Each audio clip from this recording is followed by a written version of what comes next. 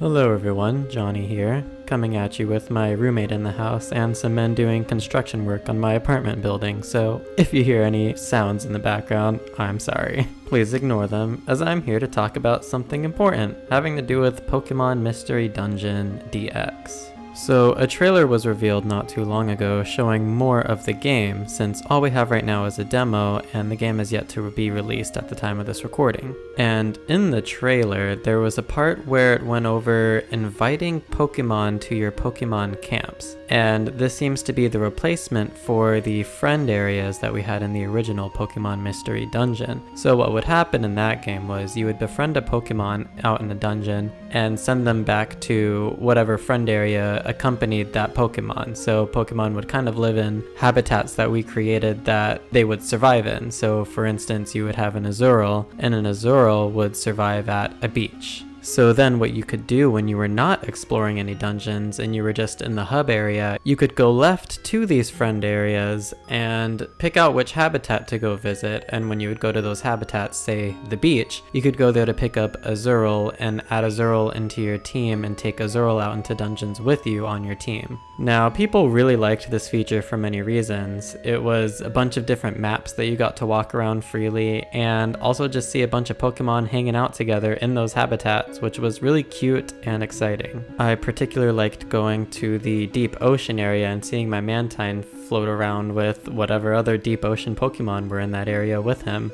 Now what we seem to have is just a menu that has a static background of these different areas, and they are called the Pokemon camps, and you go to these different pictures that have these backgrounds and pick out the Pokemon in the list that are listed under that background, which would be their habitat. So it's essentially a glorified menu at this point, which is functional for sure, but kind of sad in comparison to what we used to have, because what we used to have was very exciting. Now, there is speculation though that this glorified menu is not the only thing that we will be having to visit the Pokemon in their camps. If you look at the top of the menu, it shows go to see whom. So a lot of people are thinking that you could somehow choose this option of go to see whom and go out into an open area and see the Pokemon, but I personally don't think that is the case. For one, it doesn't look like it's an option that you can select. It kind of looks like just some text up in the top left and you're selecting everything else on the screen. There's also a line dividing the two sections, and I think what happened was when you select an area on the Go to See Whom page, it brings up this second menu which is lit up under this line. Now, don't get me wrong, this glorified menu is pretty and intuitive, but it still pales in comparison to the friend areas from the original Mystery Dungeon Red and Blue Rescue team.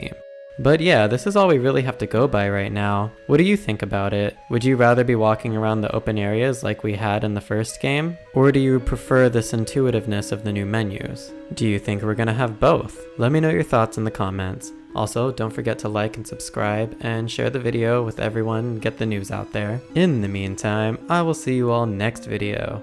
Thanks!